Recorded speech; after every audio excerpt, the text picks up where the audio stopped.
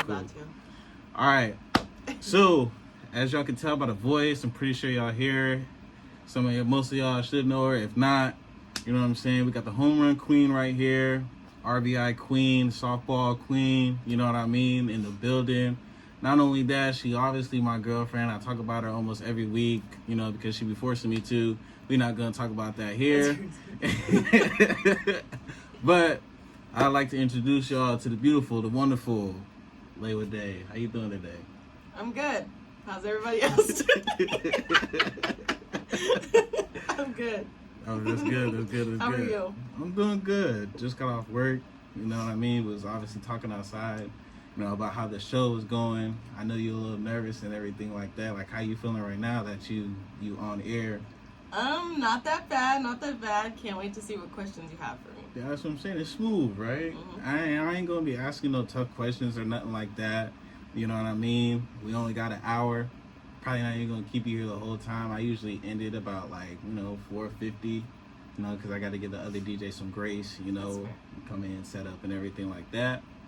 But you gotta ask some questions. You could either ask me some questions if you want. We're gonna get started, man. So first up, obviously known for softball, you know, for the sports and everything in your career at Sac State.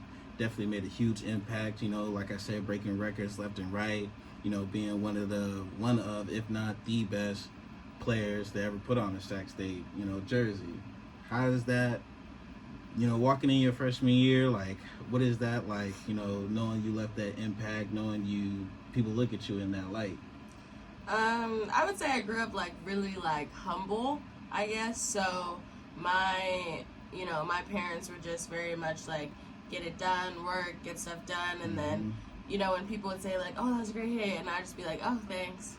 And that was kind of the end of it because I didn't want to keep talking about it. But coming in my freshman year, I think the one question my dad asked me was do you think you're gonna start? And I'm like, well, I don't know. You know, there's seniors in front of me. There's, you know, upperclassmen already been there, paid their dues. So if I start, great. I'm not expecting to start, but if I do, then great, and I work for it. And if not, then I'll keep getting better. I was fortunate enough to start. Then COVID hit, and then we all went home and went under lockdown, and I didn't know what was happening after that. But yeah, so that was my freshman year. So no, I did not expect anything to go the way it went.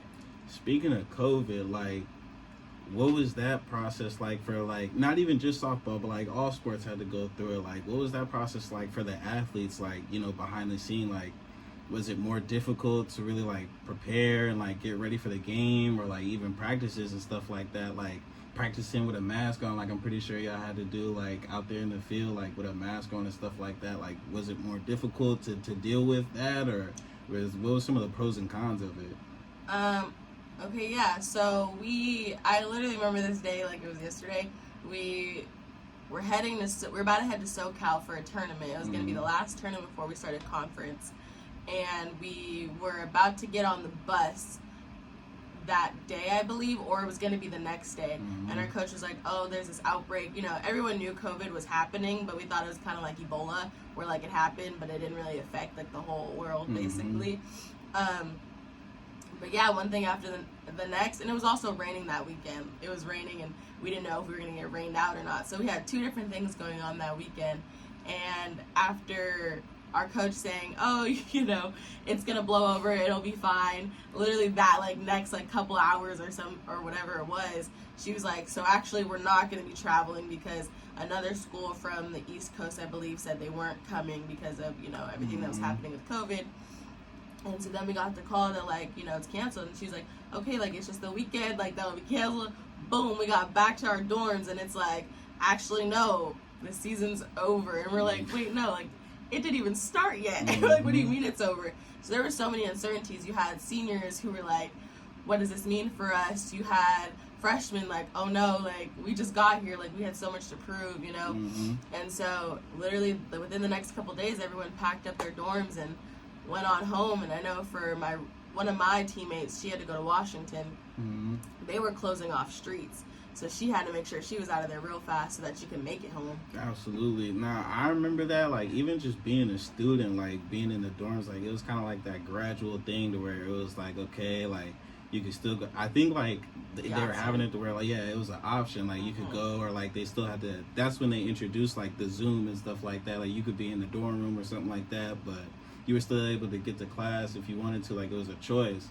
And then like just as time went on, like it just got worse and worse and worse, and then to where they ended up just putting everybody out. Absolutely. So my next question would be like your freshman year, like, you know, I know like it asked you the question of like, are you gonna start and everything like that, but like was there anything that you were trying to prove, or like any expectations that you've had, like, you know, because you were balling in high school even, you know what I mean, like MVP of the league, MVP of the team and stuff like that.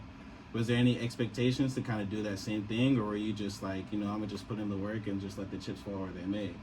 Obviously, but I never wanted to overshoot myself. However, you know, I was looking at the home run record.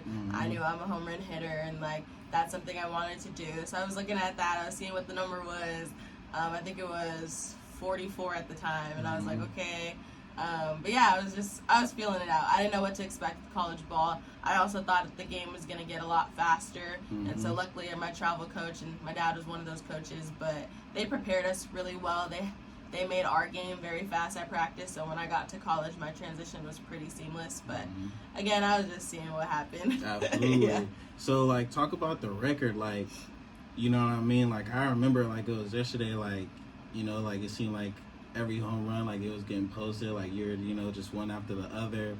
And as you're getting closer and closer to that record, like, or even just, like, not even with just the record, but, like, with you just going up to bat, it's that, like, expectation of, like, oh, she's about to bomb this. Because it's your consistency and how often you do it.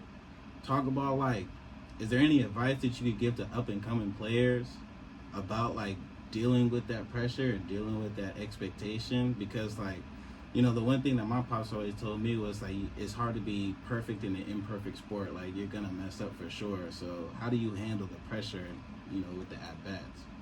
I think the hardest part about it was trying to tie it, if that makes sense. So the number was 44. I was at 43 for, I believe, a while when I got there.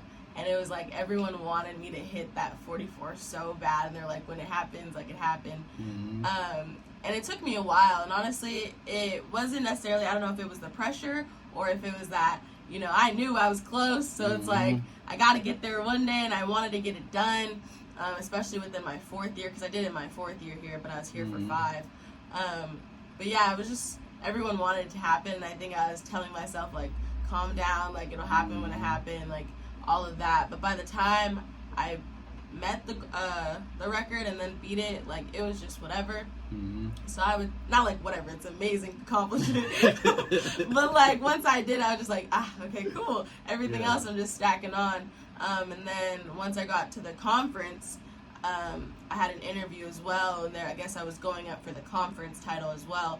And I didn't even know about that one. I didn't even know what that number was. Once I did the program, when I was like, okay, cool. Like now I'm just hitting home runs, and it is what it is. But once I heard about the number with that, I was like, you know what? It'll happen when it happens. So my advice to people coming in and looking to break records, like, the more you stress about it, the more people around you are going to tell you, oh, you're this close, and you kind of just got to let that go through one ear and out the other, because they're going to tell you that all day. Absolutely. And I know that, especially, like, you know, like you were saying, being at that 43 mark for a while, I know you was kind of dealing with that noise for a while of, you know, just like, not even, I don't even want to say like expectation, but like just like, you know, like people wanting you to break it, like, you know what I mean, like wanting to see that number be broken, you know what I mean, get your name in the history books for sure. And I know your pops was proud of you as well too, especially like you said, like he was your travel ball coach, and like not even just being a coach, just being your dad, like, and seeing you up there and doing your thing and doing it at the level that you was doing it at. I don't know, for surely he was happy too. Yeah, so that's smooth. You coaching now and having, like, you know, kids who you're training and everything like that. What has that process been like, and what is it like seeing softball from this point of view now, outside of just being a player? I think it's different. I feel like when you're a player in it, like you're so tunnel vision of what you have to do and what's going on around you. But now that I'm in this perspective, like I've been through it and I like see it from a different angle, and I feel like, at least I would hope they like that I'm there, and I think that, me being there is great because I almost get to like simplify a lot of things for them. Where when I was going through it, there's a lot of things being said to me, whether it was hitting, defense, and I would get so much, because I'm an internal person, so like I get hard on myself way quicker than anybody else does. And so once you tell me something, I'm thinking about what I did, I'm thinking about what they want from me, and then it's so much in my head that I'm like, I don't even know how to swing the bat right now. And so I think with going through that, I'm able to tell them like, okay, this is what the coach means. It's this simple. You just got to fix this one thing. And I think they're able to understand that and pick that up, and hopefully that's helping. But yeah, I get a general view of it now instead of tunnel vision. Absolutely. And like, is with some of the players like showing up to the games and everything like that, like do you have some kids who are showing up to your games, and then I know like you on the weekends and stuff like that go out and watch some of the players play, like what is that like training someone and then going to their game and seeing some of the stuff that you worked on with them, or seeing the improvement? Like I know that puts a smile on your face for sure. Oh yeah, so I give lessons. So if anybody's between the ages of 8 and about like 12 to 16, I do lessons. I also do hitting and defensive clinics if you would like to sign up on the Sac State website. However, honestly, it's a great thing. Like these little girls came to my games and they looked up to me, and then now I'm giving them lessons, and it's amazing. Like I get to take what I learned and like help them and develop their game, and you know I'm a part of their game they're going to remember for a while, so I think that's amazing. And then I build a relationship with them as well. Like if they send me their schedule and I can make it, like I'll make it to a game, and just to see their face. And like one girl's 8 and her name's Braylon, and she just gets so excited when she sees me like show up to her games, and that's everything to me. Like done deal, I'll make it happen anytime I can. So just being able to do that, like they'll remember that. Absolutely. I was just going to say that, remember that builds a lifelong connection that even after they're done playing, like, you know what I mean? Like, you guys can hang out, go, you know, have that connection, because you literally watching them grow up. Like, you're a part of their lives. Like, you're, you know, somebody that's set in stone that they'll remember, and somebody that they look up to for sure. So I know that makes them happy as well. Personal life, school, and being an athlete, you know what I mean, is definitely tough to juggle, you know what I mean? But you make it seem like so effortless and so easy. What is some of the advice that you could give to some people who might not have that same, who might struggle balancing it, you know what I mean? Whether it's, you know, even just one aspect of just, you know, their schoolwork's good, their personal life is good, but just sports they can't really focus, or even just vice versa. I would say it's, you know, people say it all the time, but I would say it's just time management, honestly. Being able to prioritize what you need to get done. I know for me, when it came to sports, I was always trying to get extra work. So finding the time I could do that. When it came to school, finding time to get my work done early was probably the best thing for me. And then social life, personal life, family, you got to prioritize that as well. So if you have an assignment that you know you need to get done, but it can wait, then go prioritize that, you know, your family. But if you need to get that assignment done, then you have to prioritize that. So it's all about balance, and it's all about knowing when you need something. Like sometimes you need that social life to give you more life, especially when you're a student athlete and all you do is school and homework, and you do practice and meetings. Like that becomes redundant. And so once you can know, okay, you know what, I need a break from this, I'll get it done. The due date's not for 2 weeks, like I'll get it done next week. I'm gonna go have fun today. And I think it's about just knowing yourself and knowing what you need in that moment. Absolutely. And I've talked about this like earlier in the shows, like when I was first like doing this, like for the athletes, it seems like, you know, like, yeah, like there's a lot of benefits to it, but like I feel like there's a lot of times, especially for like, you know, an athlete like yourself, where you're not really you're looked at more of like an asset instead of like a human being. You know what I mean? Like people forget that you have real life emotions and real life stuff that you be having and going on and, you know, going through and stuff like that. So in those times where you're like stressed or like, you know what I mean, like just like overwhelmed, like what is some of the stuff that like really helps you, or like what gets you to really like lock back in and like be like, okay, like just, you know, find that zen within yourself? I would say the social life. Going out, doing something fun on the weekend. I know me and my teammates, we had a hard week. We're out on the weekend. We're finding something fun to do just to forget about, you know, we're student athletes for a day. Like, I think it's your whole persona. It's your whole, like, identity. And it's like, well, when you're done, like, what are you going to do? You know, like, you can't be a student athlete forever. You can be an athlete for, you know, a longer time, but a student athlete, that's 4 or 5, maybe 6 years. So it's like, what are you going to do? And I think for me, I was fortunate that COVID did happen because it made me realize, okay, this game can be taken away from me at any point. Like, what else can I do? And I learned that I can make blankets, I can paint cartoon characters and draw. Like, I can really do hair. So if you ever want your hair done too, but it's like, I can do all that. So it's like, I'm more than just a softball player. And I think when my career finally did come to an end, like, I was okay with that because I knew, like, I'm gonna be okay. I'm gonna find something else that fills my cup. And I think that's important, especially when you're an athlete now.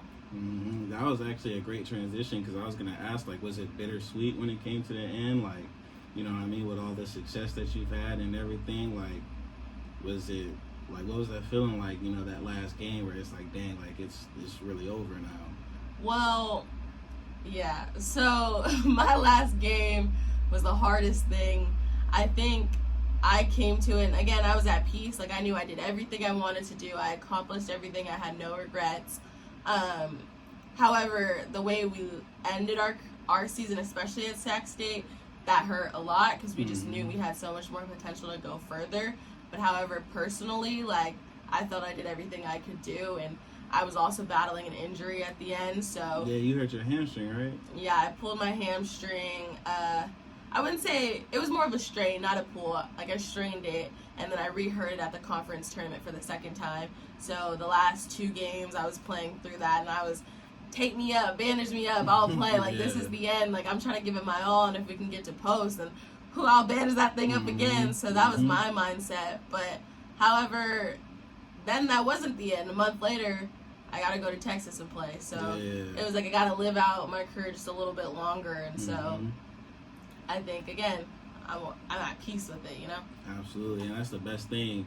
Speaking of which, like, pro softball, you get invited to go out to Texas to play for the Texas Monarchs.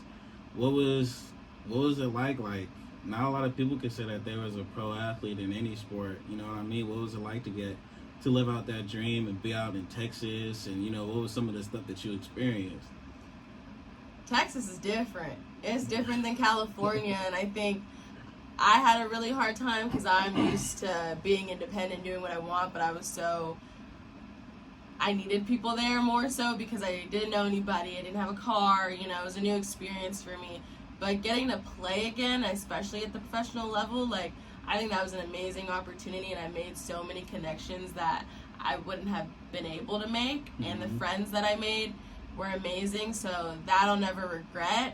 It was different, though. It was very different. It was very, I wouldn't say laid back, but when you're in college and you're playing, like, you have someone on you for real, and it's like, you got to get this done. Practice is 4 hours a day, but out there, practice is maybe an hour and a half, 2 hours, and it's like, what are you doing on your own? Like, there's no weight plan. You got to figure out what you're doing, and there's no, here's help with food. Like, you got to, you know, put your stuff together, because you do get paid, but you got to also, you have priorities back at home, and this is for 2 months, and so, yeah, it was an experience, but I got to play against people in the Power 5, and I got to, like, really get up there with them, and it was just cool because, like, people always wonder, like, why didn't you, like, transfer out of Sac State? And it's like, you know, I'm a loyal person, and, like, I loved it here, and I loved the staff, I loved my friends here, and so it was close to home, so, like, I never wanted to leave. But it was also cool that I got to play against those girls anyways, and with those girls, I know that, like, I could hang. Absolutely. So I think that opportunity was awesome. I didn't know, how often did you have to, like, how long were you dealing with, like, people, like, questioning you, like, why didn't you transfer, like? I think, especially after, like, people saying my stats, they wonder that. Sometimes, it's not, like, a frequent question, but, you know, you have, like, people ask from time to time, and especially with COVID. So because of COVID, a lot of sports, especially like softball, got their year back. And so I finished my degree in 4 years. So I had the option to maybe go get a master's somewhere else and transfer and use it that way. But, you know, people ask because they're curious and people want to, you know, live through you a little bit and, you know, like, you know, figure out what's going on through your head. And for me, it was like what felt right. And something that was told to me is like the grass isn't always greener on the other side, you know, and it's like you can take that risk, and then it's like that was your last year and you didn't like one single thing about it, but I loved everything about it here. So it was like, why risk it, you know? Absolutely. I've already been putting in so much work over here. When I ended here, this is where I started. Absolutely. I like that. That's loyalty, man, for sure.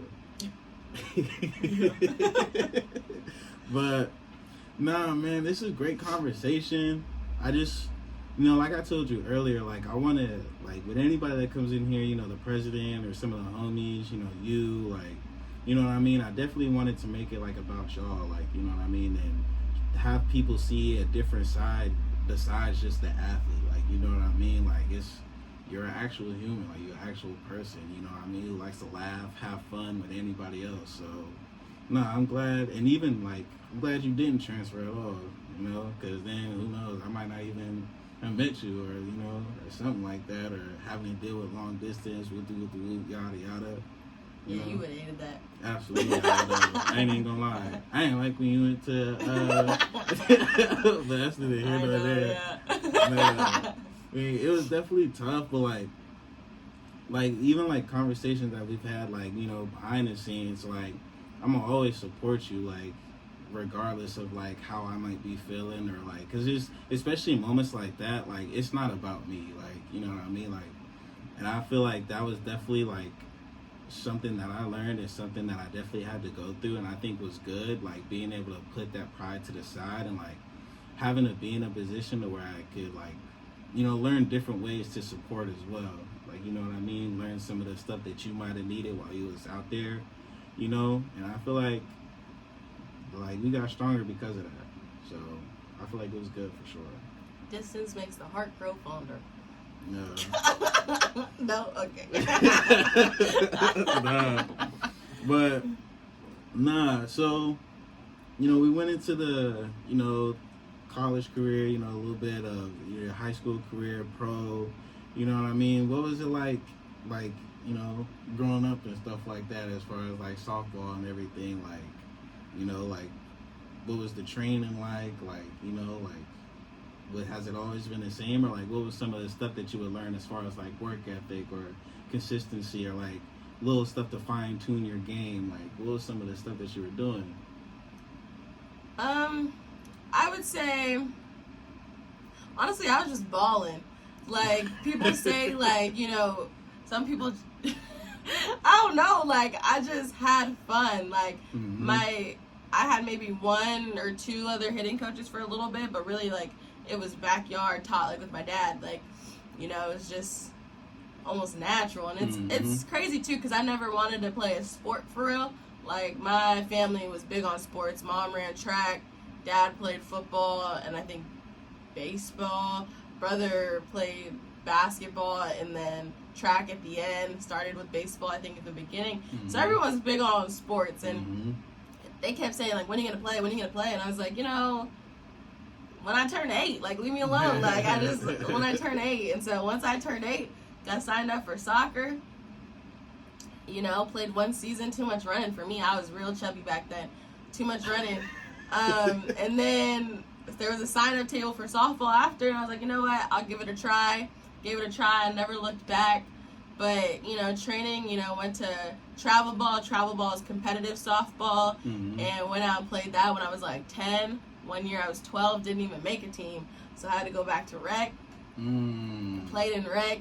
And then the next year tried out for another team and then made it. But I think it was really just I wanted to play in college. And once I started, seeing people commit, and especially like within high school, and that fueled me more, and I wanted to do that too, because that's amazing. Like, I don't know if I would have been able to go to D1 school and actually like go to school, and like I was grateful enough to play for a school and actually make graduate debt free. Like, that's amazing. Yeah, so I think it was just what could happen if I kept playing, and that just always drove me, and I wanted to be great. So definitely. You played basketball too for a little bit, didn't you?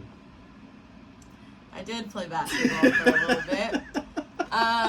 Me, I went to Texas because I didn't want to have regrets, and in high school, I didn't want to have regrets that I only played softball and like one season of soccer. So I was like, you know what? I'm gonna try out for the high school basketball team, and I had no experience. I shoot a little horse with my brother and my cousin, and other than that, that was it. I didn't know how to dribble and none of that. And so my brother, my dad I was like, let me try out for basketball. My friend was on the team. I was like, let's just do it. And so my brother took me to Alamut Park with my cousin, and he's like, come on, let's practice. Because my brother played, so I'm like, hey, it's cool, let's practice. So, I made one shot, and I'm like, all right, cool, like, I'm going to try out for the team, like, I'm ready. And so one shot, you was like... Because I crossed him up. Okay. I knew that I had it in me, like, I could play for real. Wait, did he, like, fall, or, like... No, but I got him, like, I faked him out, and then I made the layup. Oh, okay, yeah. okay. And so I was like, I'm going to try out. So I get to tryouts. I got my basketball shorts on that my brother had. I got on a softball shirt or something. And my dad took me to get some shoes. So I'm like, okay, cool. Mm-hmm. I go and try out, and everyone made the team. And I was like, cool. Like, I made varsity. Like, ain't never played, and I made varsity. Yeah. And so the coach told me, hey, like, you made the team. You probably won't start. You'll probably play the second half, get a couple minutes. And I'm like, cool. Like, that's exactly what I look for. That's all I wanted, just to be a part of it. Come to find out, nobody was showing up to the games. Nobody, nothing. So next thing I know, I'm starting. First game I go in to start. You was center, huh? A couple games. Big yeah. man over here. Yeah. Yeah. For sure. Yeah. So anyways, first game I go in to start, and I'm like, I got a couple friends on the team, so I'm gonna play softball, and I'm like, which hoop do we go to? Like, oh Lord. I had no idea. I'm like, I think her name was Jordan at the time. I'm like, Jordan, which hoop? Because if they tipped the ball and it came to me, I didn't know which direction to go. Now I know. But yeah. Yo, I ain't gonna lie. The story of you getting sent to the hospital.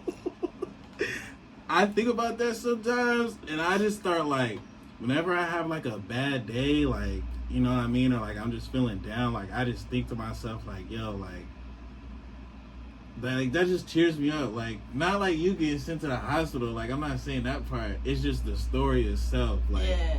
You know what I mean? Like, just how it happened. Especially, like, for somebody getting sent to the hospital in basketball that way. Like, I'm like, yo, like, I've played basketball, watched basketball, like, my whole life. And I've never seen that. Yeah. Yeah, all I remember really is, everything, but I know they told us that, what is it called, that they was going to double team, and I'm like, okay, cool, whatever. So you had to break the press or so. They hit you with like a full court press? Yeah, with two people on you. Yeah. So one of my teammates, I think it was Jordan again, and she was stuck. She ain't. There's two people guarding her. She didn't know which way to go. So you weren't being double teamed. I wasn't. Okay. And I was like, oh my gosh, she's stuck. So I'm like, let me run over and save her. Mm-hmm. And so she goes and she throws the ball at me. Mind you, she plays softball too. Mm-hmm. So she throws the ball at me so hard, smacked me in the face, fell to the ground. I'm just, my whole family's there, and then. In basketball, nobody stops. Yeah. Like, I'm over here on the floor crying, and I was crying, and I'm just on the floor, and everybody's just running. And I'm like, dang, nobody cares. Like, no, because I was just going to say, I've seen you in softball, somebody gets hurt. It doesn't matter where the ball is. Like, they stop playing immediately, right?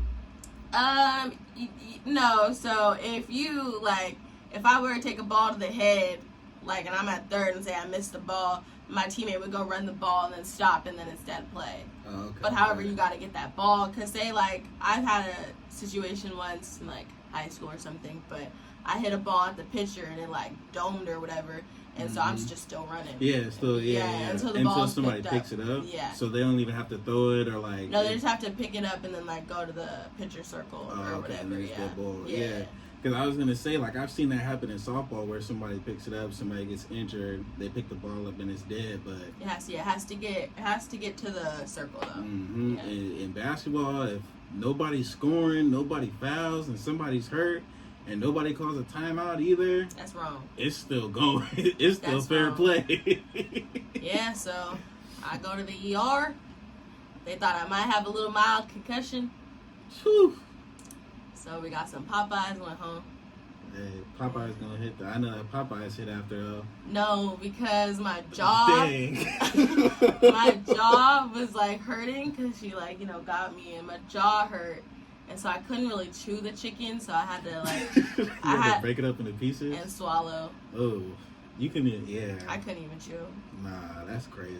That's crazy. I've only had one incident like that. I didn't get sent to the hospital, but it was like you said, like, I think this was even like 5th grade. Like we were getting full court press, and like I was the point guard, so I was trying to like dribble through everything and like get down like hecka fast. Like, you know what I mean? When you're a kid and you playing, like you're just trying to just go. Like I was just trying to run. Like, you know what I mean? Like I wasn't trying to have no plays or nothing like that. But so I'm doing my thing or whatever. I go to like split the double team, and I get tripped. Like some dude like sticks his foot out and trips me. No foul was called, and then like as I fall, like I try to like brace my fall, but my hand gets caught on the hardwood and like on my chest. So like I land like squishing my hand. So I'm laying there crying, holding my hand, and nothing. They just down there That's hooping. just wrong.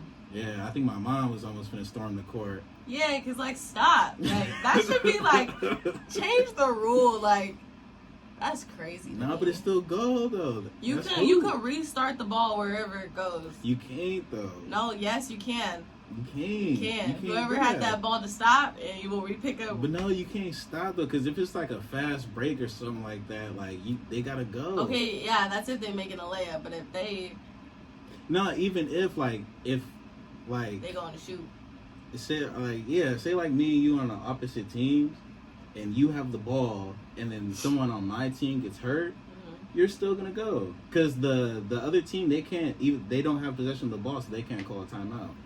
So like usually you'll see That's in situations where like people will foul or something like that, like intentionally foul, just so they can stop the play. But so somebody should have fouled for me.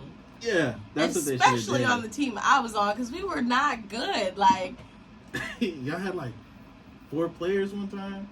Yeah, so we actually played a game 4-on-4 because no one barely showed up. So we had 4-on-4, and the team was nice enough to take a player away, and so we didn't have to forfeit. Play 4-on-4, and then the girl showed up like halftime or something like that. Yo, and this is varsity. This is varsity. Y'all out there playing 4-on-4. Yeah. Yo, oh my god, them seats should have been packed out. Cause I would have went, got my popcorn just to see like. No, it was bad. People getting sent to the hospital. There's 4 players out here only. What's going on? I averaged 90 some turnovers in like 13 games, and that wasn't even the most on the team. 90. Hold on, let's do the quick math real quick. You said you had what? How many turnovers? About like 90. 90, 13 games. So that's about 7 turnovers a game. Yeah. Hey, again, I couldn't really dribble. That was my issue. I had a problem with like dribbling and like looking at the ball. Nah, but there was a play where you took somebody baseline and had a reverse layup. You know what I mean? So that was by accident. I was trying to give you. You know, it's crazy too, is because the coach said like I had a future in basketball. Y'all really must have not been. He said if I keep working. But yeah, I was going because we had to do like, you have 4 people and you dribbling the ball, and then you either pass or like you fake so they can move the ball around. I faked it and I turned and I ran out of room. There was a person there, so I just kept going. I'm running under the basket. I'm like, dang. I'm like, all right, we practiced it, so I just threw it up and it made it. I was like, yeah, yes. Did y'all win that game? No, we got blown out. I think it was like 80 to like under the 20s. Dang. That happened to me too. I think like 6th grade.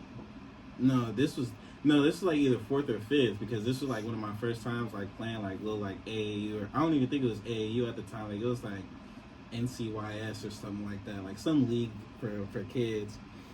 We got whooped. These kids are like 6th grade, like middle schoolers or something, bro. Like we got whooped. They were called the 76ers. They were tall, like just tall, lengthy. You know what I mean? Like just like teenagers almost. And like I said, like we in 4th, 5th grade. Like our tallest person is like your size. Like, you know what I mean? Maybe a little smaller than that. No offense, but. And no offense to my, little people out there. I love y'all. I'm not little. But, nah, we got whooped, man, like 70-something to like 9. So, I've been there, man. I've been there where we just getting stomped on. It's tough sitting through that. Yeah. Especially, it's better in a fast game. Getting whooped in a softball game like that. Oh, that's the terrible. longest thing ever. Like, one time, got run ruled. This is this summer. Rome rules 20-2. Yo, that's just long. Especially like I'm sorry, and it was a mercy rule, so that means we didn't even go the full 7 innings. Anyway, I was just gonna say, like, I know it's tough, like, especially like I feel like it's different, like, when the runs are spread out throughout the game. When it's just that one inning where they're just rallying, or and the like, first 3. yeah, like where everything they're doing is working, and you can't get. It seems like you're hitting it right to the players, and they're just doing everything that they need to do. I know that sucks. I ain't even gonna lie. It's long. I remember being there in the stands. For one of the games. Oh, that wasn't the 20-2. That was over summer. Yeah, I know, but I'm just saying. Yeah, we've had some pretty bad ones at Sac State. Not that bad though. I think the worst I've seen was, I think it was like 11-0. Maybe, probably. I think so. Probably. But that's not that bad though. 11-0. No, and it probably went 7 and maybe 5. Nah, so multiverse. You're an athlete. You do hair. You know what I mean? Maybe trying to get into real estate and everything like that. Is there any advice that you could give to any athletes who, might be finding it difficult to transition from being that athlete to now like applying everything that you learned to the outside world? Like, like now, like you're a coach, you know what I mean? You have training lessons and everything like that. Like, what are some of the ways that, or advice that you could give to athletes who might have a hard time getting their feet on the ground, like after college? I think the best advice is make your connections, and I don't think I really started doing that until probably last year, and luckily I'm still here for another year to finish grad school. But it really is who you know. It really, what you know that's will carry you through, but to get you to that door is who you know. And so I've been working to do some like internships. So I've been interning at the athletic department a little bit, so that can give me something on my resume that's different from just being an athlete. And talking to people who went through it, or other people who have advice for like where you need to be in life, and just listening to them and what they did. And really, again, it's just finding out like what makes you different, because being an athlete's gonna get you like looked at a little bit more, but that's not everything that's gonna get you past that next step. And so again, it's who you know. Absolutely. Well, we ran out of time. It's 4:50. Want to make some room and give some time for the other DJs.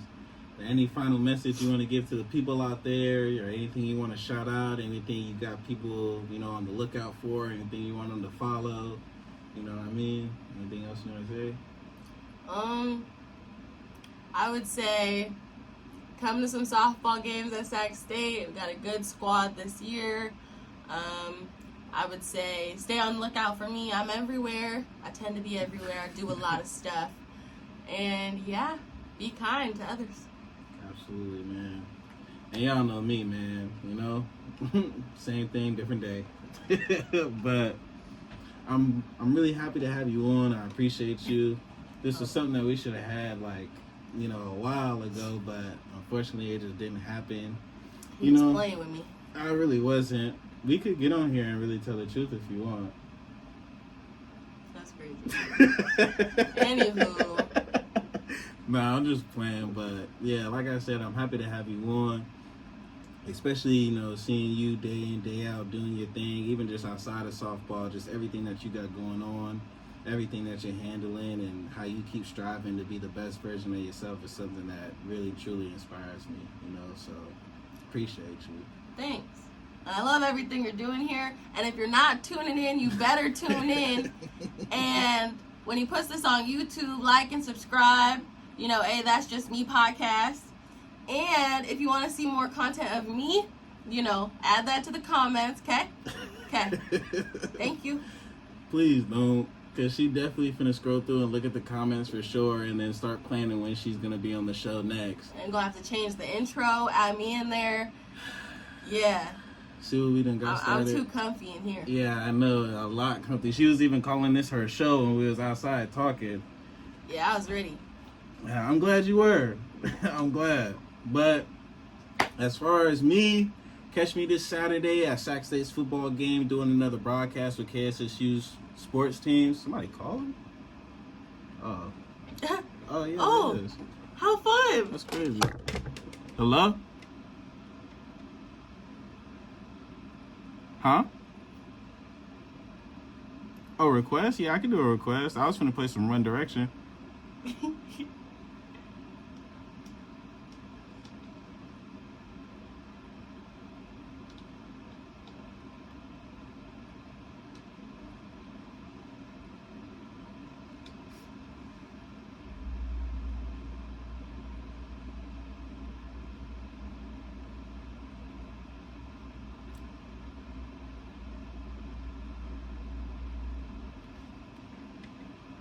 Absolutely. In the dark, because I think my show is finna end right now. I was about to sign off, but I could play the song for you if you like. What's it called again?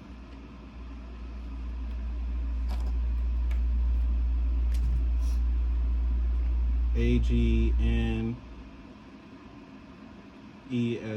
and then the song is In the Dark.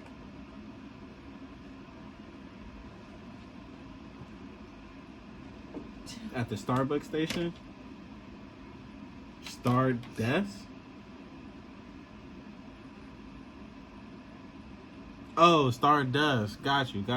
Absolutely, I can do that for you.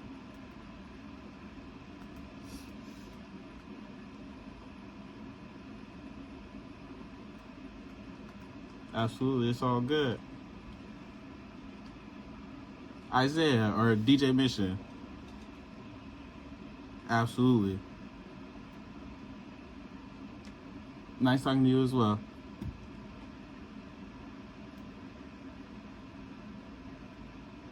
Yeah, just go to kssu.com.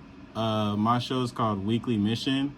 So you'll definitely, or after the conversation, you'll definitely hear the song playing, because I'm about to play it after this, right before I sign out. You're welcome. Yep, you too. Bye. I thought someone was so excited to talk to me. I know. They ain't even mention you. That's crazy. So, yeah, like I was saying, got a football game this Saturday. Homecoming as well. You know, catch Lewa out there. If you want to see me, I'll be up in the roof broadcasting with the sports team. Anything else you want to say? We got the alumni game for Sac State softball tomorrow. Oh, yeah. So that'll be cool after they play Simpson. A lot of us old heads coming back to play one little game, but that'll be fun. Catch some old heads, you know, pull their hamstring, you know, pop their hip, ankles crack, you know what I mean? That'll definitely be a sight to see. You know, I might be there. What time is it at? It'll be right after the Simpson game, so about like 12:30. Okay, for sure, 12. for sure. If y'all can make it, that'll be great. Come out, show out, man. Have some fun. But we got our first request of the show. You know what I mean? This group is having a show out in Nevada City at Stardust. Can't remember if that's what. Please forgive me. I'm sorry. It was a little staticky. I couldn't hear. But this group is called Agnes. This song is called In the Dark. It's been your boy DJ Mission. Welcome back. Or why I say welcome back? Appreciate y'all for tuning in to another weekly mission show. I'll be back next week with another guest. Y'all be smooth. Y'all be easy. Y'all have a good one, man. Take care.